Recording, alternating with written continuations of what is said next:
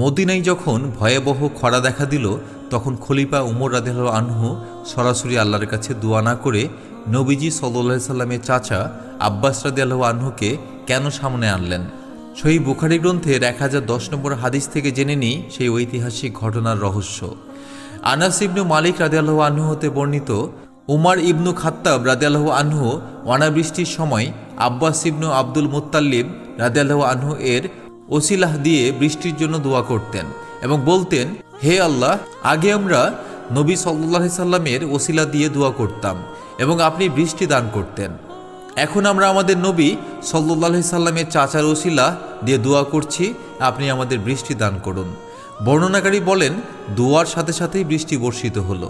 ওমর রাদিয়াল্লাহু আনহু জানতেন নবী পরিবার বা আহলে বায়াতের প্রতি আল্লাহর বিশেষ ভালোবাসা রয়েছে। জীবিত নেককার মানুষের মাধ্যমে দোয়া চাওয়া সুন্নাহরই একটি অংশ।